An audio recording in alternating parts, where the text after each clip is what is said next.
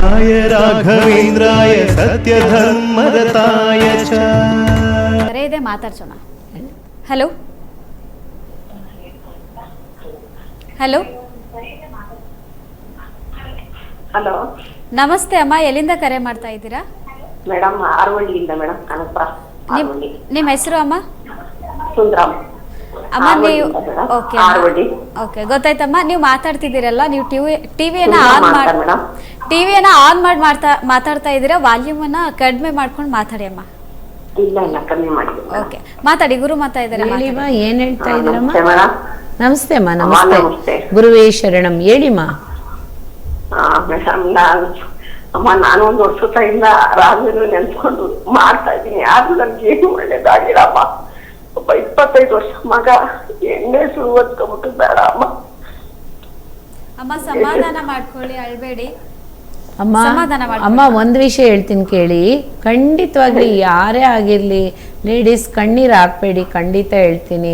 ಆ ರಾಘವೇಂದ್ರ ಸ್ವಾಮಿ ಇದ್ದಾರೆ. ಇಷ್ಟು ದಿವಸ ನೀವು ಪೂಜೆ ಮಾಡಿದ್ದೀರಾ, ಇಷ್ಟು ಕಟ್ಟುನಿಟ್ಟಾಗಿದ್ದು ಭಕ್ತಿಯಿಂದ ಭಗವಂತನ ಪ್ರಾರ್ಥನೆ ಮಾಡಿದ್ದೀರಾ, ಅದೆಲ್ಲೂ ಹೋಗಲ್ಲ ಅಮ್ಮ ನಿಮ್ಗೆ, ಖಂಡಿತ ಹೋಗಲ್ಲ.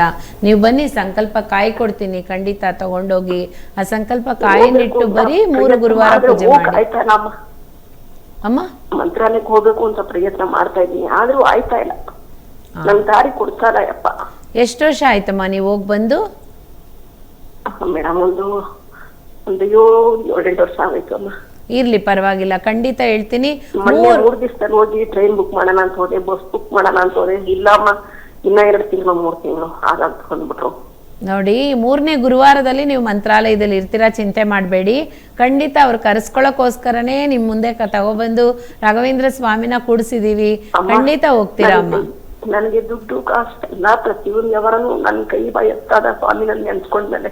ಆದ್ರೆ ಮಗ 25 ವರ್ಷ ಎಣ್ಣೆ ಕುಡ್ಕೊಂಡು ನಾವು ಮನೆ ನೆಮ್ಮದಿ ಕೊಡ್ತಾ ಇಲ್ಲ ಅಮ್ಮ. ಭಾರಿ ಹಿಂಸೆ. ನಾನು ಕ್ಯಾನ್ಸರ್ ಕಾಯಿಲೆ ಇದೆ, ಕಿಡ್ನಿ ಫೇಲ್ ಆಗೋಗದೆ. ನಾನಿದ್ದಂಗೆ ಆ ಮಗಿಗೆ ಏನೋ ಒಂದು ದಾನಿ ಮಾಡ್ಬೇಕು ಅಂತ ಕಷ್ಟ ಪಡ್ತಾ ಇದ್ದೀನಿ, ಆದ್ರೂ ಆಯ್ತಾ ಇಲ್ಲ ಅಮ್ಮ. ಒಳ್ಳೇದಾಗುತ್ತೆ ಅಮ್ಮ, ಒಳ್ಳೇದಾಗುತ್ತೆ. ನೀವು ಬನ್ನಿ, ಆ ಭಗವಂತನ ಕಾಯಿ ಮಂತ್ರಿಸಿ ಒಂದು ಯಂತ್ರನೂ ಸಹ ಕೊಡ್ತೀನಿ ನಾನು. ನೀವು ಆರೋಗ್ಯಕ್ಕೋಸ್ಕರ ಯಂತ್ರ ಕೊಡ್ತೀನಮ್ಮ. ಖಂಡಿತ ಬನ್ನಿ, ನೀವು ಎಲ್ಲಿದ್ರೇನು ಸಹ ಬನ್ನಿ. ಇಲ್ಲಿ RR ನಗರದಲ್ಲಿ ಇರೋದಮ್ಮ, ನಾವು ರಾಜರಾಜೇಶ್ವರಿ ನಗರದಲ್ಲಿ ಇದ್ದೀವಿ. ನೀವು ಆಮೇಲೆ ಒಂದು 11:15 ಕಾಲ್ ಮಾಡಿ ಅಮ್ಮ. ನನ್ನ ನಂಬರ್ ತಗೊಂಡು 11:15 ಕಾಲ್ ಮಾಡಿ, ಖಂಡಿತ ಬನ್ನಿ, ನಾನು ಕೊಟ್ಟು ಕಳಿಸ್ತೀನಿ. ಒಳ್ಳೇದಾಗುತ್ತಮ್ಮ ನಿಮ್ಗೆ, ಚಿಂತೆ ಮಾಡಬೇಡಿ, ಧೈರ್ಯವಾಗಿರಿ. ನೋಡಿ, ಕುಡಿಯೋದು ರೂಢಿ ಮಾಡ್ಕೊಂಡ್ರು ಅಂದ್ರೆ ಅವ್ರನ್ನ ತಿದ್ದದು ಸ್ವಲ್ಪನೇ ಲೇಟ್ ಆಗ್ಬಿಡುತ್ತೆ. ಅಳಬೇಡಿ ಅಮ್ಮ, ಅಳಬೇಡಿ, ಖಂಡಿತ. ಯಾಕೆಂದ್ರೆ ದುಡ್ಡು ಕಾಸೆಲ್ಲ ಕೈ ಬೈ ಹಿಡಿತಾವ್ರೆ, ಆದ್ರೆ ಇದೊಂದು ಮಾತ್ರ ಮಾಡ್ತಾ ಇಲ್ಲ. ಒಬ್ನೇ ಮಗ ಅಮ್ಮ. ಅಳಬೇಡಿ, ಮುಂದೆ ಇಲ್ಲ. ಅಳಬೇಡಿ ಅಮ್ಮ, ಸರಿ ಮಾಡ್ಕೊಡ್ತೀನಿ ನಾನು. ಅಳಬೇಡಿ. ಕುಡಿಯೋದನ್ನ ಸ್ವಲ್ಪ ಸ್ವಲ್ಪ ಅವ್ರು ಸರಿ ಆಗ್ತಾರೆ, ಅದನ್ನ ಸಡನ್ ಆಗಿ ನಿಲ್ಸ್ತೀವಿ ಅಂತ ಹೇಳ್ಬಾರ್ದು, ನಾವು ಮಾತು ಕೊಡಬಾರ್ದು. ಕಾರಣ ಏನು ಅಂತ ಅಂದ್ರೆ ಅವರಾಗೇ ತಿದ್ಕೊಬೇಕು. ಆ ಒಂದು ವಿಷಯ ಮಾತ್ರ ಅವ್ರಾಗ ತಿದ್ಕೋಬೇಕು. ಆದ್ರೆ ನಿಮ್ಮ ಆರೋಗ್ಯಕ್ಕೂ ಆಗ್ಲಿ, ನಿಮ್ಮ ಮನ್ಸು, ನೀವು ನೊಂದಿರ ಅಂತ ಮನ್ಸು ಸರಿಪಡಿಸೋದಕ್ಕೆ ಅಳ್ಬೇಡ್ರಿಮ್ಮ, ಸಮಾಧಾನ ಮಾಡ್ಕೊಳ್ಳಿ. ಖಂಡಿತ ಅಳ್ಬೇಡ್ರಿ. ನೀವು ಬನ್ನಿ ಅಮ್ಮ, ಬನ್ನಿ, ನೀವು ಸಮಾಧಾನ ಮಾಡ್ಕೊಳ್ರಿ. ಖಂಡಿತ ಬನ್ನಿ, ಒಳ್ಳೇದಾಗುತ್ತೆ. ರಾಯರಿದ್ದಾರೆ ನಿಮ್ ಜೊತೆಲಿ. ನೋಡಿ, ರಾಯರು ಖಂಡಿತ ರಾಯರೇ ಸರಿ ಮಾಡ್ತಾರೆ, ರಾಯರೇ ಸರಿ ಮಾಡ್ತಾರೆ. ಚಿಂತೆ ಮಾಡಬೇಡಿ, ಆಯ್ತಾ ಅಮ್ಮ? ಬನ್ನಿ, ಖಂಡಿತ ಮಾಡೋಣ. ರಿಲ್ಯಾಕ್ಸ್ ಆಗಿ. ಫಸ್ಟ್ ಪೂಜ್ಯಾಯ ರಾಘವೇಂದ್ರಾಯ ಸತ್ಯ ಧರ್ಮ ರತಾಯ ಚ ಭಜತಾಂ ಕಲ್ಪವೃಕ್ಷಾಯ ನಮತಾಂ ಕಾಮಧೇನವೇ. ನೀವು ಹೇಳ್ತಾರ ಶ್ಲೋಕನೇ ನಂದು. ಯಾವಾಗಾರ ಹೆಚ್ಚಾಗ್ಲಿ ನಿದ್ರೆನೆಲ್ಲ ಶ್ಲೋಕ ಮಾಡ್ತಾನೆ ಇರ್ತೀನಿ ನಾನು. ಅಮ್ಮ, ಒಂದ್ ಸ್ವಲ್ಪ ಕೈಯಲ್ಲಿ ನೀರ್ ತಗೊಳ್ರಿ. ಕೈಯಲ್ಲಿ ನೀರ್ ಇಟ್ಕೊಳ್ಳಿ. ಕೈಯಲ್ಲಿ ಸಮಾಧಾನವಾಗಿ ಒಂದೇ ಒಂದು ಸ್ವಲ್ಪ ನೀರು ಕುಡೀರಿ ಅಮ್ಮ. ಹೇಳ್ತೀನಿ, ನೀರು ಕುಡಿದ್ರೆ ನಮ್ಮ ಮನಸ್ಸು ಸಮಾಧಾನ ಆಗುತ್ತೆ ಅಂತ ಹೇಳ್ತಾರೆ ದೊಡ್ಡವರು. ಒಂದ್ ಸ್ವಲ್ಪ ನೀರು ಕುಡೀರಿ. ಹಾಗೆ ಸೈಲೆಂಟ್ ಆಗಿರಿ. ನಾನು ನಿಮ್ಮ ಮನ್ಸಲ್ಲಿ ಪ್ರಾರ್ಥನೆ ಮಾಡ್ತೀನಿ, ಹಾಗೆ ಸೈಲೆಂಟ್ ಆಗಿರಿ. ಪೂಜ್ಯಾಯ ರಾಘವೇಂದ್ರಾಯ ಸತ್ಯ ಧರ್ಮ ರತಾಯ ಚ ಭಜತಾಂ ಕಲ್ಪವೃಕ್ಷಾಯ ನಮತಾಂ ಕಾಮಧೇನವೇ. ಇಷ್ಟಾರ್ಥ ಕಾರ್ಯ ಸಿದ್ಧಾರ್ಥಂ ಸರ್ವಾರ್ಥ ಕಾರ್ಯ ಪ್ರಾಪ್ತ್ಯರ್ಥಂ. ಗುರುದೇವೋ ಮಹಾದೇವೋ ಗುರು ರಾಘವೇಂದ್ರರೇ.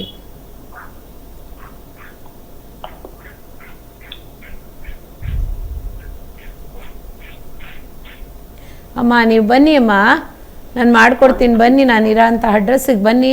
ನಿಮ್ಮ ಮನಸ್ಸು ಸ್ವಲ್ಪ ಸಮಾಧಾನ ಆಗುತ್ತೆ. ನೀವು ಇನ್ನು ಅಳಕ್ ಹೋದ್ರೇನು ನಿಮ್ಗೆ ಅಳು ಬರೋದಿಲ್ಲ, ಇನ್ಮೇಲೆ ನಿಮ್ಗೆ ಅಳು ಬರೋದಿಲ್ಲ ಖಂಡಿತ. 21 ಸಾರಿ ಒಂದು ವರ್ಷ ಆಯ್ತು ಅಮ್ಮ, 21 ಸಾರಿ ಓಂ ಶ್ರೀ ರಾಘವೇಂದ್ರಾಯ ನಮಃ ಅಂತ ಬರೀತಾ ಇದ್ದೀನಿ. ಬರೀರಿ ಪೂಜಾಯ ರಾಘವೇಂದ್ರಾಯ ಸತ್ಯ ಧರ್ಮಸ್ಥ ಅಂತ ಅದು ಒಂದು ಹೊತ್ತುಗಳಲ್ಲಿ ಯಾವಾಗ್ಲೂ ಅವ್ನಿಗೆ ಜ್ಞಾನ ಮಾಡ್ತೀನಿ. ಮಾಡಿ ಮಾಡಿ ನಾನು ನಂಬಿದ್ದೀನಮ್ಮ. ಸರಿ ಅಮ್ಮ, ನಂಬಿಕೆನ ಕಳ್ಕೊಬೇಡಿ. ಒಳ್ಳೆ ಭಕ್ತಿ ಆಗಿದ್ದೀರಾ, ಖಂಡಿತ ಒಳ್ಳೇದಾಗುತ್ತೆ. ನಿಮಗೆ ಕೊಟ್ಟಂತ ಅದು ಏನೇ ಎಂಥದ್ದೇ ಆರೋಗ್ಯದಲ್ಲಿ ಏರುಪೇರು ಇರ್ಬೋದು, ಆದ್ರೂ ಸಹ ಆ ಭಗವಂತ ಖಂಡಿತ ಒಳ್ಳೇದು ಮಾಡ್ತಾರಮ್ಮ. ಅವರಲ್ಲಿ ನಂಬಿಕೆ ಇಡಿ, ಬನ್ನಿ ಖಂಡಿತ. 3ನೇ ಗುರುವಾರ ನೀವು ಮಂತ್ರಾಲಯಕ್ಕೆ ಹೋಗ್ತೀರಾ, ಖಂಡಿತ ಹೇಳ್ತೀನಿ ನೋಡಿ, ಡೆಫಿನೆಟಾಗಿ ಹೋಗ್ತೀರಮ್ಮ. ಅದರಲ್ಲಿ ಯಾವ ವಿಧವಾದ ಚೇಂಜಸ್ಸೂ ಇಲ್ಲ, ಖಂಡಿತ ಹೋಗ್ತೀರಾ. ಧೈರ್ಯವಾಗಿರಿ.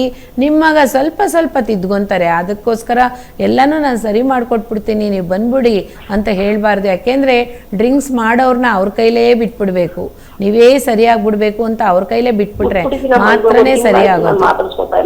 ಹಾಂ ಸರಿ ಅಮ್ಮ, ಆಯ್ತು, ನೇರವಾಗಿ ಬನ್ನಿ. ಧೈರ್ಯವಾಗಿರಿ, ಯಾವುದೇ ಭರವಸೆನ ಕಳ್ಕೊಬೇಡಿ, ನಂಬಿಕೆ ಇಡಿ, ದೇವ್ರ ಮೇಲೆ ರಾಯರು ಇದ್ದಾರೆ, ನಂಬಿಕೆ ಇಡಿ. ಧನ್ಯವಾದಗಳಮ್ಮ ಕರೆ ಮಾಡಿದ್ಕೆ. ಎಸ್ ಅಮ್ಮ, ಇವಾಗ ಶ್ರೀ ಗುರು ರಾಘವೇಂದ್ರ ರಾಯರ ಬಗ್ಗೆ ಮಾತಾಡಿದ್ರೆ, ಶ್ರೀ ಗುರು ರಾಘವೇಂದ್ರ ರಾಯರು ರಾಮನ ಪ್ರತಿ ಒಂದು ಜಪವನ್ನ ಮಾಡ್ತಾರೆ. ಶ್ರೀ ಗುರು ರಾಘವೇಂದ್ರ ರಾಯರ ಒಂದು ಎದೆಯಲ್ಲಿ ರಾಮರಿದ್ದಾರೆ. ಹಾಗೆ ರಾಯರ ಮತ್ತೆ ಕೃಷ್ಣನ ಒಂದು ಕೃಷ್ಣರ ಒಂದು ದೇವರ ಒಂದು ಬಾಂಧವ್ಯ ತುಂಬಾ ಚೆನ್ನಾಗಿದೆ. ಅದೇ ರೀತಿಯಾಗಿ ಪಂಚಮುಖಿ ಹನುಮಾನ್ ಮತ್ತು ರಾಘವೇಂದ್ರ ರಾಯರ ಒಂದು ನಂಟು ತುಂಬಾ ಅನನ್ಯವಾದಂಥದ್ದು. ಅದೇ ರೀತಿಯಾಗಿ ಈಗ ಮಂತ್ರಾಲಯಕ್ಕೆ ಹೋಗ್ಬೇಕಾದ ಪ್ರತಿಯೊಬ್ಬ ಭಕ್ತರು ಪಂಚಮುಖಿ ಹನುಮಾನ ದರ್ಶನವನ್ನ ಪಡಿಬೇಕು ಅಂತ ಹೇಳ್ತಾರೆ. ಅದೇ ರೀತಿಯಾಗಿ ಪಂಚಮುಖಿಯಲ್ಲಿ ಶ್ರೀ ಗುರು ರಾಘವೇಂದ್ರ ರಾಯರು ದೇವಿಯ ಒಂದು ಪ್ರತಿಷ್ಠಾಪನೆಯನ್ನ ಮಾಡಿದ್ರಂತೆ, ಅದ್ರ ಬಗ್ಗೆ ಏನಂತ ಹೇಳಿ? ಖಂಡಿತ ನೋಡಿ, ಪಂಚಮುಖ ಆಂಜನೇಯನ ಹತ್ರ ಪಂಚಮುಖಿಗೆ ಹೋದರೆ ಏನೇನು ಬೆನಿಫಿಟ್ ಅಂದರೆ, 12 ವರ್ಷ ಕಾಲ ರಾಘವೇಂದ್ರ ಸ್ವಾಮಿ ಅಲ್ಲಿ ತಪಸ್ಸು ಮಾಡಿದ್ದಾರೆ. ಸಾಮಾನ್ಯ ಎಲ್ರಿಗೂ ಗೊತ್ತಿದೆ ಅದು. ತಪಸ್ಸು ಮಾಡಿದ್ಮೇಲೆ ಪುಷ್ಪಕ ವಿಮಾನದಿಂದ ಬಂದು ಭಗವಂತ ಆಂಜನೇಯ ಸ್ವಾಮಿ 5 ಮುಖದಿಂದ ಅವರಿಗೆ ಪ್ರತ್ಯಕ್ಷ ಆಗಿದ್ದಾರೆ. ಪ್ರತ್ಯಕ್ಷ ಆಗಿ ಇಂಥ ದಿನ ನೀವು ಬೃಂದಾವನ ಪ್ರವೇಶ ಆಗಬೇಕು ಅಂತ ಹೇಳಿದ್ದಾರೆ. ಹಾಗಾಗಿ ಆ ಪ್ರತ್ಯಕ್ಷ ಆಗಿದ್ದಂಥ ಸ್ಥಳದಲ್ಲೇ ಬಂಡೆನವಳು ಸ್ವಲ್ಪ ಗುಹೆ ಥರ ಇರುತ್ತೆ, ಆ ಗುಹೆ ಥರ ಹೋಗಿನೇ ದರ್ಶನ ಮಾಡಬೇಕು ನಾವು. ಅವ್ರು ಕೂತಿದ್ದಂಥ ರಾಘವೇಂದ್ರ ಸ್ವಾಮಿ ಕೂತಿದ್ದಂಥ ಸ್ಥಳನೂ ಸಹ ಅಲ್ಲಿ ಚಿಕ್ಕದಾಗಿ ಬೃಂದಾವನ ಇಟ್ಟಿದ್ದಾರೆ. ಹಾಗಾಗಿ ನಾವು ದರ್ಶನ ಮಾಡಬೇಕು. ನೋಡಿ, ಆ ಪಕ್ಕದಲ್ಲೇ ಎರಕಲಮ್ಮ ಅಂತ ತಾಯಿ ಮಹಾಲಕ್ಷ್ಮಿ ರೂಪ, ಮಹಾಲಕ್ಷ್ಮಿ ಸ್ವರೂಪಿಣಿ. ಒಂದೇ ಕಲ್ಲಿಂದ ಆಗಿದ್ದಂಥ ಆ ಮೂರ್ತಿನ ರಾಘವೇಂದ್ರ ಸ್ವಾಮಿನೇ ಪ್ರತಿಷ್ಠೆ ಮಾಡಿದ್ರು ಅನ್ನೋದು ಸಹ ಅಲ್ಲಿ ಹೇಳ್ತಾರೆ. ಕಾರಣ ಏನು ಅಂತಂದರೆ, ಗಂಗೆ ತುಂಬಾ ಅಘೋರವಾಗಿ ತುಂಗಭದ್ರ ಇಬ್ಬರೂ ಸೇರಿ ಅಕ್ಕ ತಂಗಿದಿರು ಇಬ್ಬರೂ ತುಂಬಾ ವಿಶಾಲವಾಗಿ ಹರ್ಕೊಂಡು ಹೋಗ್ತಾ ಇದ್ರಂತೆ. ಆವಾಗ ಆ ಲಕ್ಷ್ಮೀ ದೇವಿಯ ನೀರಲ್ಲಿ ಸ್ವಲ್ಪ ದೂರದಲ್ಲಿ ನೀರಲ್ಲೇ ಕೊಚ್ಕೊಂಡೇ ಹೋಗ್ತಾ ಇರೋ ಥರ ರಾಯರ ಕಣ್ಣಿಗೆ ಕಾಣಿಸ್ತಂತೆ. ಯಾಕೆ ಅಂತಂದರೆ ಅವ್ರು ಧ್ಯಾನ ಮಾಡ್ತಾ ಇದ್ರಂತೆ ಪಂಚಮುಖಿಲೇ ಕೂತ್ಕೊಂಡು. ಆವಾಗ ಕಂಡಿದ ತಕ್ಷಣ ಅವರು ಸರಿ ಯೋಚನೆ ಮಾಡಿಬಿಟ್ಟು, ಆ ತಾಯಿ ಈಗ ಹೋಗ್ತಾ ಇದೆಯಲ್ಲ, ಕರ್ಕೊಂಬಂದು ನಾವು ಪ್ರತಿಷ್ಠೆ ಮಾಡೋಣ ಅಂತ ಅಂದ್ಬಿಟ್ಟು ಬಂಡೆ ಒಳಗಡೆ ಇದ್ದಾರೆ ತಾಯಿ, ಗುಹೆ ಒಳಗಡೆ ಇದ್ದಾರೆ. ಇಷ್ಟು ಇವಾಗ ನಾನು ಮೂರ್ತಿನ ಎಷ್ಟಿಟ್ಟಿದ್ದೀನೋ ಅಷ್ಟು ರಾಘವೇಂದ್ರ ಸ್ವಾಮಿಗಿಂತ ಸ್ವಲ್ಪ ಹೈಟಾಗಿ ಆ ತಾಯಿನ ತಂದು ಪ್ರತಿಷ್ಠೆ ಮಾಡಿದ್ದಾರೆ ಬಂಡೆ ಒಳಗಡೆ. ನೋಡಿ, ಬಂಡೆ ಒಳಗಡೆನೇ ಉದ್ಭವ ಆದಂಗೆ ಇರುತ್ತೆ. ಆ ತಾಯಿ ಮುಖ ನೋಡ್ಬೇಕು, ಅಷ್ಟೂ ಕಳೆ ಇದೆ. ಮಾಂಚಲಮ್ನವರೇ ಅವರು, ಬೇರೆ ಯಾರು, ಅಷ್ಟು ಕಳೆಯಿಂದ ಇದೆ. ಎರಕಲಮ್ಮ ಅಂತಾರೆ ಗ್ರಾಮ ದೇವತೆ. ಆ ಗ್ರಾಮ ದೇವತೆ ನೋಡ್ದಿರ ಬರಬಾರ್ದು ಖಂಡಿತ. ಯಾಕೆಂತಂದರೆ ಗುಹೆ ಒಳಗಡೆ ಇರೋ ದೇವಿಗೆ ಏನು ಅಪಾರ ಶಕ್ತಿ ಅಂತ ಅಂದರೆ, ನೋಡಿ, ಕಲ್ಲಿನೊಳಗಡೆ ಫುಲ್ಲು ಕಲ್ಲನ್ನೇ ಒದಿಸ್ಕೊಂಡು ಕೂತ್ಕೊಂಡಿರೋ ಥರ. ನಾವು ಮಳೆಗೆಲ್ಲ ಒಂದು ಬೆಡ್ಶೀಟು, ನಾವು ಚಳಿ ಆಯಿತು ಅಂದರೆ ಒಂದು ಬೆಡ್ಶೀಟ್ ಹೊದ್ಕೊತೀವಿ, ಅಥವಾ ಏನಾದರೂ ಸ್ವೆಟ್ರ್ ಹಾಕ್ಕೊತೀವಿ. ಆ ತಾಯಿಗೆ ಆ ಗುಹೆನೇ ಎಲ್ಲನೂ ಆಗ್ಬಿಟ್ಟಿದೆ. ಅಷ್ಟು ಒಂದು ವಿಶಾಲವಾಗಿದೆ ಆ ತಾಯಿನ ಮನಸ್ಸು. ನೋಡಿ, ಹೋಗಿ ಬೇಡ್ಕೊಳ್ಳೋ ಅಂಥದ್ದೆಲ್ಲ ಸಕ್ಸಸ್ ಆಗುತ್ತೆ. ಅದೇ ರೀತಿ ರಾಯರಿಗೆ ಪಂಚಮುಖ ಆಂಜನೇಯರು 12 ವರ್ಷ ಮುಗ್ದಿದ ತಕ್ಷಣ ಅವ್ರಿಗೆ ಬಂದು ಒಂದು ಪುಷ್ಪಕ ವಿಮಾನದಿಂದ ಬಂದು ಅವ್ರಿಗೆ ದರ್ಶನ ಕೊಟ್ಟಿದ್ದಾರೆ. ಈಗಲೂ ಸಹ ಹೋಗೋರು ನೋಡ್ಬೋದು. ನಾನೊಂದು ದಿವಸ ಫೋಟೋದಲ್ಲಿ ತೋರಿಸ್ಕೊಡ್ತೀನಿ. ಒಂದು ಕಲ್ಲು ಹೀಗೆ ಜಾಯಿಂಟ್ ಆಗೋ ಥರನೇ ಕಲ್ಲು ಚಿಕ್ಕದೊಂದು ಸ್ಮಾಲ್ ಕಲ್ಲು ಹಿಂಗೆ ನಿಂತಿರುತ್ತೆ, ಅದ ಮೇಲೆ ಸ್ಟೆಪ್ ಬೈ ಸ್ಟೆಪ್ ಆಗಿ ಆ ಥರ ಇದೆ. ಅದೇ ರೀತಿ ಆಂಜನೇಯ ಸ್ವಾಮಿ ಈಗಲೂ ಸಹ ಪ್ರಾಣದೇವರು ಬಂದು ಪಂಚಮುಖ ಆಂಜನೇಯರು ಈಗಲೂ ಸಹ ರಶ್ ತಗೊತಾರೆ ಅಂತ ಹೇಳ್ತಾರೆ. ಅವ್ರಿಗೊಂದು ಬೆಡ್ ಥರ ಮಂಚದ ಥರ ಇದೆ, ಅದ್ರ ಮೇಲೆ ಒಂದು ಬೆಡ್ ಇದೆ, ಅದ್ರ ಮೇಲೆ ಒಂದು ತಲೆದಿಂಬಿದೆ, ಅದ್ರ ಮೇಲೆ ಒಂದು ಹೊದ್ಗಳ ಅಂತ ಬೆಡ್ಶೀಟು ಸಹ ಇದೆ. ಆ ರೀತಿ ಪೊಸಿಷನಲ್ಲೇ ಬಂಡೆಗಳು ಬೆಳ್ಕೊಂಡಿದ್ದಾವೆ. ಈಗಲೂ ಸಹ ಆ ಸ್ವಾಮಿ ಬಂದು ಅಲ್ಲಿ ಅವ್ರ ಪಾದ ಸ್ಪರ್ಶ ಆಗುತ್ತೆ, ಅಲ್ಲಿ ನಿಂತಿರ್ತಾರೆ ಸ್ವಾಮಿ ಪಾದ ಅಂತ ಹೇಳ್ತಾರೆ. ಅದೇ ರೀತಿ ಆ ಭಗವಂತನಿಗೆ ನೋಡಿ ಪಾದರಕ್ಷೆ ಮಾಡ್ತಾರೆ. ಆ ಪಾದರಕ್ಷೆ ಮಾಡಿ 1 ವರ್ಷ ಕಾಲ ಇಟ್ಟಿರ್ತಾರೆ. 1 ವರ್ಷ ಆಗಿದ ತಕ್ಷಣ ಅದು ಸೌದೋಗ್ಬಿಟ್ಟಿರುತ್ತೆ. ಎಲ್ಲನೂ ಹಂಗೆ ಇದರಲ್ಲಿರೋಂಥ ಸ್ಪಾಂಜೆಲ್ಲ ಹೊರಗಡೆ ಬಂದುಬಿಟ್ಟಿರುತ್ತೆ. ಅಷ್ಟು ಒಂದು ವಿಚಿತ್ರ ಆಗಿರುತ್ತೆ. ಮತ್ತೆ ಯುಗಾದಿಗೆ ಸ್ಟಾರ್ಟ್ ಮಾಡ್ತಾರೆ ಅದನ್ನು. ಹಾಗಾಗಿ ಒಂದು ಹೊಸದನ್ನು ಇಟ್ಕೊಂಡು ಆ ಪಾದರಕ್ಷೆನ ನೋಡಬೇಕು ಅನ್ನೋಂಥದ್ದು ಸಹ ಇದೆ. ಯಾಕೆ ಆ ರೀತಿ ಆಗುತ್ತೆ ಅಂದರೆ ಸುಮಾರು ಅಂದ್ರೂ 1.5 ಮೊಳ ದೂರದಲ್ಲಿ ಇರುತ್ತೆ ಅದು ಪಾದರಕ್ಷೆ. ಅದು ಫುಲ್ಲವೇ ಏನು ಇಷ್ಟಿಷ್ಟಪ್ಪ ಇರ್ತವೆ, ಒಂದೊಂದೂ ಹೇಳೋಕ್ಕೆ ಸಾಧ್ಯ ಇಲ್ಲ. ಅದನ್ನು ಸಹ ಎಲ್ಲನೂ ಒಂಥರ ಎಲ್ಲ ಬಿಚ್ಚೋಗ್ಬಿಟ್ಟಿರುತ್ತೆ, ಮೇಲೆ ಇರೋಂಥ ಸ್ಕಿನ್ ಎಲ್ಲನೂ ಬಿಚ್ಚೋಗ್ಬಿಟ್ಟಿರುತ್ತೆ, ಎಲ್ಲ ಹರಿದೋಗ್ಬಿಟ್ಟಿರುತ್ತೆ ಹಂಗಂಗೆ ನೋಡಿದ್ರೆ. ಆಮೇಲೆ ಹೊಸಾದ್ ಬಂದು ಇಟ್ಟಿರ್ತಾರೆ ಯುಗಾದಿ ಹಬ್ಬದ ದಿವಸನೇ ಅದು ಮಾಡಿ ಪೂಜೆ ಮಾಡೋ ಅಂಥದ್ದು. ಆ ಯುಗಾದಿ ಹಬ್ಬದ ದಿವಸ ಮಾಡೋ ಅಂಥದ್ದು ನೆಕ್ಸ್ಟ್ ಯುಗಾದಿಗೆ ನೋಡಿದ್ರೆ ಖಂಡಿತ ಅದು ಎಲ್ಲನೂ ಇದಾಗ್ಬಿಟ್ಟಿರುತ್ತೆ. ಹಾಗಾಗಿ ದಿನನಿತ್ಯ ಬಂದು ಭಗವಂತ ಅಲ್ಲಿ ನಿಲ್ತಾರೆ ಅನ್ನೋದಿದೆ. ಯಾಗದು ಮಾಡಿದ್ರು ಅಂತ ಅಂದರೆ ತುಂಗಾಭದ್ರಾ ರಿವರಿಂದ ಒಂದು ಮೂಟೆನ ಮರಳನ್ನು ಹಾಕಿದ್ರಂತೆ. ಹಾಕಿದ್ಮೇಲೆ ಒಂದು ದಿನ ಬಂದು ಆಂಜನೇಯ ಸ್ವಾಮಿ ಪ್ರಾಣದೇವರು ಅಲ್ಲಿ ಬಂದು ನಿಲ್ತಾರಂತೆ. ನಿಂತಿದ ತಕ್ಷಣ ಪಾದರಾಕ್ಷಿನ ಅಳತೆ ತೊಗೊಂಡು ಮಾಡಿದ್ದಾರೆ. ಅದು ಸುಮಾರು ಯುಗಗಳೇ ಚೇಂಜ್ ಆಗಿದೆ. ಹಾಗಾಗಿ ಇನ್ನೂ ಸಹ ನಿಂತಿದ್ದಂಥ ಸ್ಥಳ, ಇನ್ನೂ ಸಹ ಪಾದ ಇಟ್ಟಿರೋಂಥ ಸ್ಥಳ ಇನ್ನೂ ಇದೆ.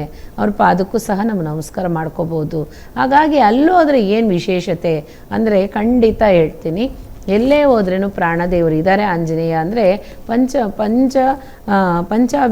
ಪಂಚಾಭಿಷೇಕ ಮಾಡಿಸ್ಬಿಟ್ಟು ಬನ್ನಿ, ಅಮೃತ ಅಭಿಷೇಕನ ಖಂಡಿತ ಮಾಡಿ ತುಳಸಿ ಅರ್ಚನೆ ಮಾಡಿಸಿ. ಯಾಕೆ ಇದು ಮಾಡಿಸ್ಬೇಕು ಅಂತಂದರೆ ನಮ್ಮಲ್ಲಿರೋಂಥ ಎಲ್ಲ ಗುಣಗಳೂ ಒಂದಾಗಿ ಚೆನ್ನಾಗಿರಬೇಕು ಅನ್ನೋಂಥದ್ದು, ಕೆಟ್ಟ ಗುಣಗಳೆಲ್ಲ ಪರಿಹಾರ ಆಗಬೇಕು ಅನ್ನೋಂಥದ್ದು ಇರುತ್ತೆ.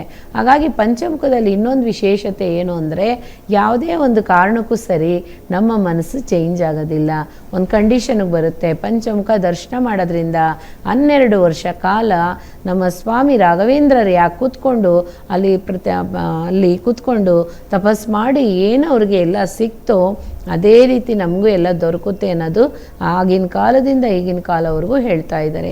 ಅದೇ ಸತ್ಯ, ಅದೇ ನಿತ್ಯ. ಹಾಗಾಗಿ ಹೋಗೋಂಥವ್ರು ಖಂಡಿತ ಅದನ್ನೆಲ್ಲನೂ ದರ್ಶನ ಮಾಡ್ಕೊಂಡು ಬನ್ನಿ. ಆ ಪ್ರಾಣದೇವರ ಅನುಗ್ರಹ ಯಾವಾಗಲೂ ಈ ಪ್ರಾಣ ಇರೋಂಥ ದೇಹಕ್ಕೆ ಇನ್ನೂ ಆಶೀರ್ವಾದ ತುಂಬಿಸ್ಲಿ ಅಂತ ಹೇಳ್ತಾ ಇದನ್ನು ಭಗವಂತನ ಬಗ್ಗೆ ನಿಮ್ಮ ಮುಂದೆ ಇಡ್ತೀವಿ. ಪೂಜ್ಯಾಯ ರಾಘವೇಂದ್ರಾಯ ಸತ್ಯ ಧರ್ಮರತಾಯ ಚ